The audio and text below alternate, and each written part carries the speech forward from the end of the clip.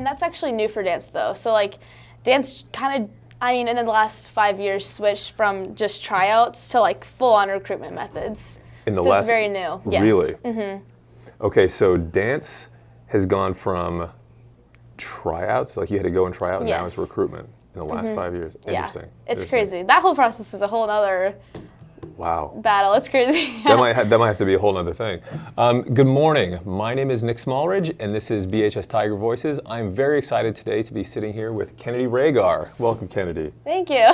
Kennedy is a senior here at Bentonville High School, class of 2026, and she is a member of the BHS Golden Tamers.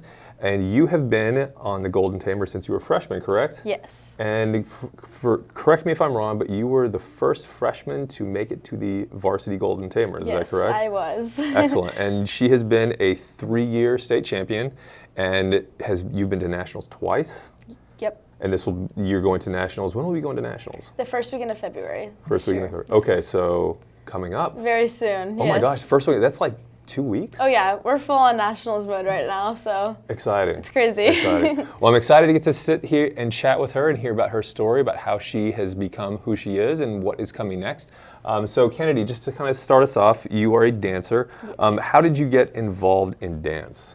So I think, like most kids, my mom kind of just signed me up for a dance class, and so I started whenever I was about 4 years old. And what's funny about it is that whenever I started, I actually hated it. Because I started in like a ballet and tap class. And I found that, like, obviously ballet is very disciplined and there's not a whole lot of like super hype music, you know? So I was like, Mom, this is just not fun. Like, I'm just kind of always getting told what to do. And I just wanted something that would let me have a little bit more freedom. So I actually ended up doing gymnastics for probably like another year. And then I ended up asking my mom later, I was like, hey, I think I want to try dance again. And she put me into like a more jazz upbeat class and I loved it. And from that point forward, I never really went back. Interesting. Okay, so did you do any other sports when you were a little kid? I did. I played softball from t-ball all the way up till about like 4th grade.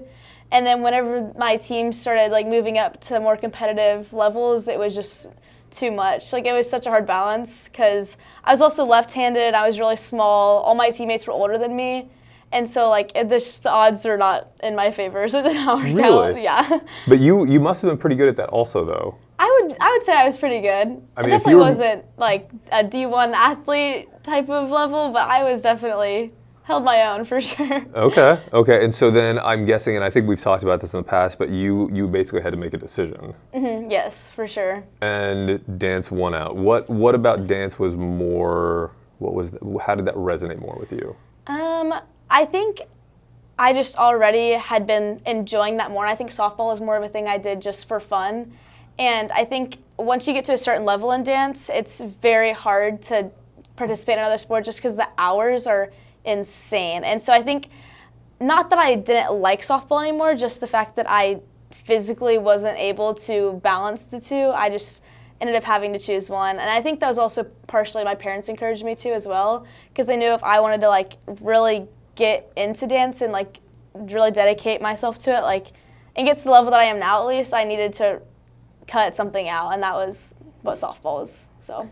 And so I know, and I'm sure this is probably most places, but I know in Bentonville, you know, like dance is a significant time commitment. Like on an average week, you know, how much time, and I said mainly like when you specialized, when you just selected that one. Totally. Like how many hours a week would you put into it? Oh goodness, I should probably calculate that. It's definitely something crazy because you practice pretty much every day, especially if you're on a dance team and a studio team. So dance team, we practice Monday, Tuesday, Wednesday, Thursday, and then there's usually games on Fridays.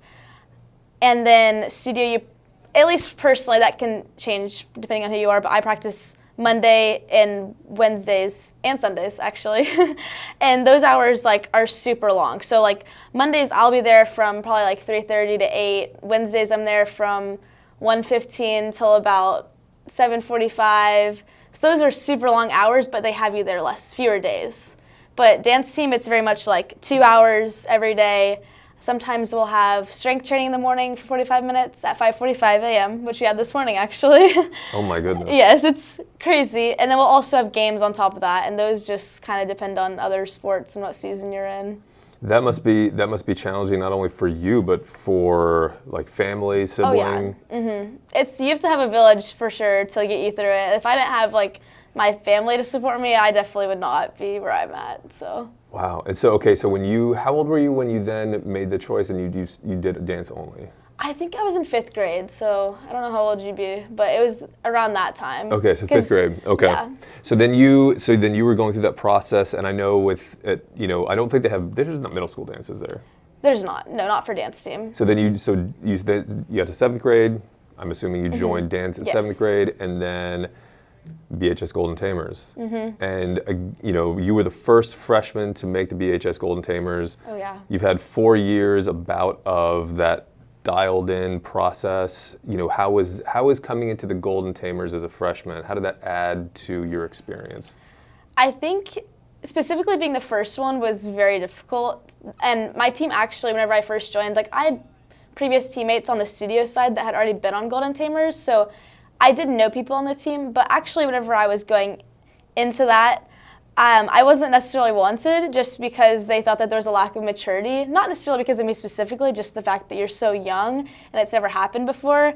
So it was definitely a big jump, and it was definitely a difficult transition. But I think once we got into practices and we were a few weeks in, they realized like I was there for the same reason as them, and it was ultimately to win a state championship, and they knew I could contribute. So then we all became like best friends. But it was a very significant gap, and ever since I've come through, we've had so many more freshmen like come through consistently, and I think it's just like the biggest blessing, honestly, because it's very rare that you get to have like freshmen with seniors and kind of work together to accomplish something. So Indeed. Yeah. So once you basically quote unquote earned your place at the table, you were accepted completely. Totally, for sure. I became not necessarily my freshman year because I was still very young and learning a lot, but I would say just even start a sophomore year, like I was already trying to like lead the team and like explore that side of things because I just had such good people ahead of me guiding me and like telling me what's right and wrong and how I should be leading that I just kind of stepped up and kind of took off from there. So.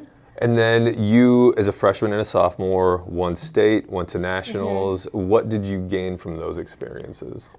Honestly, I think just the process is like something that I never realized was so rigorous. Like I think just like the discipline and showing up every single day, and like our coach too, she says like you can show up every day, but if you're not doing like quality work every day, then there's no point. And I think that whenever I was younger, I was just always at the studio, always there for such long hours. But I think dance team specifically shows that like you have to work your very hardest and do everything to your absolute best ability for you to get the best out of your time there. Because if you work like 2 hours and it's your best work, it's way better than going somewhere for like 5 and not really trying. So that definitely taught me a lot. Do you recall like a moment, like a practice, maybe an event where that like came into focus?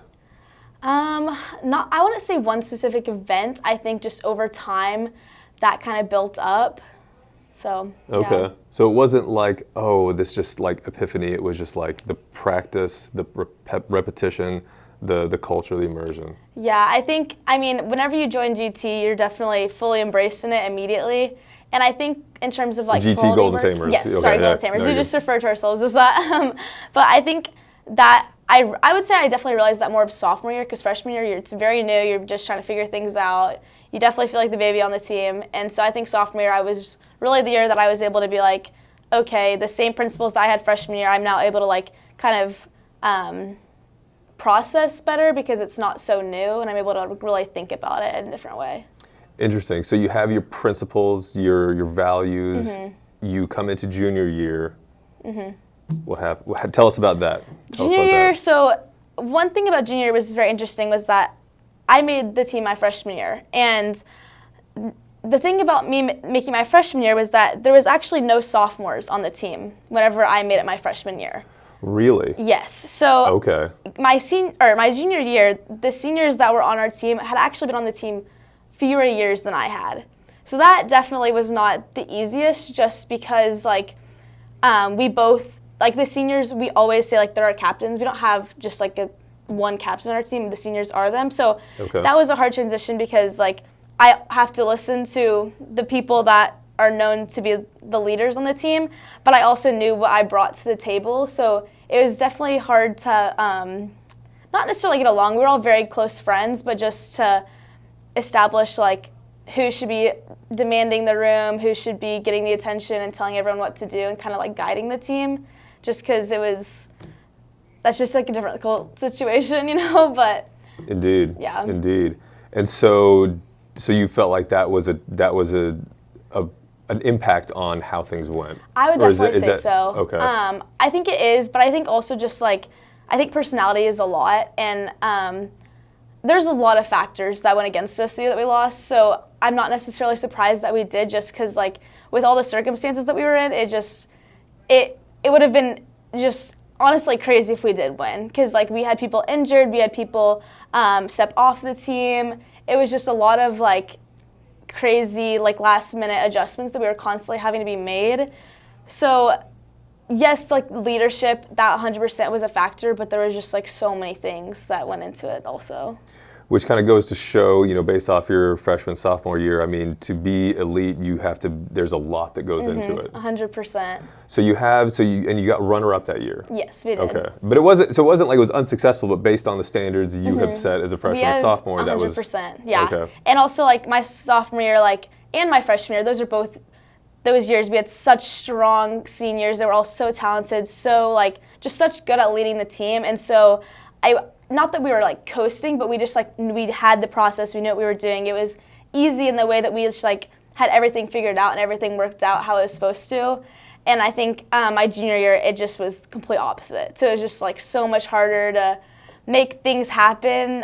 Everyone still had the same work ethic, and we had the same values, but I think whenever you have so many things against you, it's very hard to come back and fight it out. Absolutely. So now you come into your senior year. Yes. And you were state champions this year. Mm-hmm, we were. How did your experience, both as a freshman and a sophomore in that environment, and your experience as a junior and the challenges you faced, how did that change your outlook on your role now as a senior? Yeah, I think last year specifically was the year that I was like, this isn't happening again, at least not while I'm on the team. So I think I learned, honestly, so much more last year than I did my freshman and sophomore year, specifically because like we changed so many things. Our culture is completely different than it was last year, and that was just like a decision we made like right after we lost, because we were like, we know that this isn't our standard, this isn't like what we expect ourselves to do. So we did grow immensely from my junior year to my senior year, and I think freshman and sophomore year were just 2 great years for me to see like, okay, this is what GT is supposed to be like. But I think after taking that loss, we took it to heart. Like, it was not fun, so we definitely like changed a lot, and we evolved so much, and I think it just honestly built like a lot of character, not even individually, just like as a team. We like knew exactly what we had to do, and we weren't going to let anything stop us, really. Absolutely. So pivoting just a little bit, focusing in on performance, events. You go through your practice, and I'm going to equate it to soccer. You go through your practice, you want to make training difficult so that it's easier when you get to competition, but regardless, you step into that moment and whether it's a game, whether it's an event, how do you get into, as we say in soccer, how do you lock in? What is your ritual for that event, that moment? Oh, okay. Well, there's a lot of specific things that we do just that prepare us. I think practice, though, like our hours are so long and we work so hard that like I think, at least for me, I've never actually been nervous at a dance team competition. And I don't think I could ever say that if I was on any other team. But like whenever I go to studio competitions, I 100% have nerves like going through me. But Volby, our coach, she like drills us to the point where like it just feels like another day whenever you walk onto the floor. So like it really doesn't feel much different. Like the stakes feel the same because we work just as hard in practice as we do like on a competition floor. So she creates an environment where the stakes at practice are elevated to the point where you step into that moment of competition. It's 100%. No, you just feel like you're just there to do your job. You're not giving more and you're not giving less. You're just doing exactly what you've been practicing for the past like however many months. But in terms of like actual comp day preparations, I think individually I wake up very early. I like to like get everything organized. Being stressed in last minute is the worst feeling on a comp day. But we always show up everywhere that our competition's at, whether it's like here at Bentonville or somewhere. We get there very early. We always have like lunch together, and then we'll go get ready. We always have hype music playing wherever we're at, and then we always do visualizations all the time. So whenever it's time for us to go into the warm-up gym, before that we'll like stretch and warm up, but then we'll all get in a circle while we will play all of our music, and we'll basically your performance music. Our performance music, yes. Okay. And we'll stand in a circle, and we'll do it 2 times. The first time, you'll just visualize yourself, and you're going to visualize yourself hitting every single skill and doing exactly what you want to do. And then the second time, you'll visualize the team as a whole. So like all of your formations hitting, all of you doing your skills at the same time. And then at that point, we're like, okay, if you can visualize it and you can put your mind there, then your body will follow and do the same exact thing. So. Fascinating. Yeah. Fascinating. Okay, so you have nationals coming up, kind of pivoting back a little towards the near future. That's in like 2 weeks. Yes, it's very soon. Okay. You've done well at nationals. I can't remember off the top of my head, but in the nationals that you went to as a freshman, sophomore, you as a group did well. Yes, we did. The last time we went to nationals, we competed in the kick and jazz division, and we got 5th in kick, which was the highest we've ever placed. And then in our jazz, we actually did not do so well. We didn't make it to the finals, which was, yes, we did actually. I actually cannot remember what we did in jazz, but our kick was like our one that we liked. Too many successes. I'm like, there's so many competitions, it's hard to remember, but kick was very exciting because we did a lot better. But our goal this year is actually to win kick. Okay. So we're like preparing to like go there and to win and to medal. We all want to come home with a jacket because it's the coolest thing ever. It's this white jacket that says National Champions on the back. And so that's our goal. Like we are preparing as if we're going to take it, as if we are like preparing for state. Very similar feelings, but yeah. And then jazz is just like such a hard division. So we are fully prepared. Like we're pushing ourselves and we're preparing just as much as we are for kick, but we just know that the level of competition is so much more like stacked in that category. So we're giving ourselves some grace to just go there and place as high as possible and just push ourselves as much as we can. Okay. Yeah. In addition, I know you are looking to compete in college. Yes. Yes. So, and I know you have gone through a process, and you were saying at the beginning how it used to be just tryouts and now it's a recruitment process. I know that you have a decision that you've made, Correct. But that's not something we're talking about. No. But did you through your recruitment process, like now that you have made a decision, do you feel differently now as you lead into nationals? Oh, 100%. I think the whole recruitment process is just, honestly, it's brutal. Like you have to go to so many clinics, so many combines. Like I think honestly now, anytime I go to a clinic, it doesn't really like faze me. Like I don't really get nervous. It kind of just feels like I'm doing it, just because like you get so used to being in like high stress environments, having to perform like things that you learned like 10 minutes before you have to perform it. And it's just like once you do it so many times, you just feel like it's normal and like you kind of just adapt to it. And so I think going into nationals, I've seen like the level of competition at those combines and at those clinics that I didn't get to see before the process. So I know like what we're up against. I actually have friends that I've met through the recruitment process that I'll be competing against at nationals. Really? So it's really cool. I've gotten to know a little bit about their teams too, so I'm able to bring some of that back to Golden Tamers, which is actually such a cool benefit for us. So dances as you get higher up the pyramid, so to speak, it becomes a much smaller world. 100%. Everyone knows someone. It is a very small world. Okay. Okay, so extending the lens out a little bit, you have put a significant amount of time into this. I also know that, as you said earlier, you're doing the Business Ignite program. Mm-hmm. You're getting a lot out of that. You're able to bring a lot to that because of a lot of the skills you've developed through dance. 5 years from now, 10 years from now, do you see yourself continuing to be involved in dance? And if so, what might that look like? If you visualize that perhaps, and if not, what lessons that you have taken from dance and your experiences do you see impacting you the most? Wow. 5 years from now, I could definitely see myself being very involved. 10 years from now, I would definitely like to have it be a part of my life in some way, whether that's like still coaching, teaching. If I have a kid by then, maybe having them do dance or something like that. I think that it definitely will never leave. But 5 years from now, I plan on actually trying out for an NFL like dance team. So like the Dallas Cowboys cheerleaders, the Miami Dolphins cheerleaders. I really want to do something like that because I don't think I could see myself giving it up within the next like 5 years. That just seems like such a short amount of time. So indeed, and we were talking before off camera about how your younger brother is a freshman and how you are like, holy cow, it's gone by so fast. Yes. It doesn't get slower, by the way. No, it does not slow down. I have to say, so I had Kennedy in 8th grade when I taught at Fulbright Junior High in English and pre-AP English, as a matter of fact, and I've always got a chance to know her from the outside looking in, and so hearing about these experiences that you've gone through is from the outside looking in, it's very intense. And I have to say, the way that you carry yourself, the way that you approach everything you do has always just been with just awe-inspiring to see how you are so successful in everything you do. As we conclude, this is a question I ask a few of us, or the people I talk to. If you were a superhero. Superhero, If you were a superhero, real or made up, what superhero would you be, or what would your superpower be? Ooh. I feel like this is not aligned with anything I do whatsoever, but I really like the idea of being able to kind of like shapeshift. I don't know, I think that'd be really interesting. You can kind of put yourself in any environment and adapt to the world around you. I think that'd be really cool. Ooh, the shapeshifter. What is that? What was is there like a Marvel character or something that there's a shapeshifter? I'll have to look that one up. Possibly. I'm not really into Marvel. So that's interesting. Do you feel like that's a piece of who you are or who you aspire to be? I would say possibly, just because I would consider myself a very ambitious person.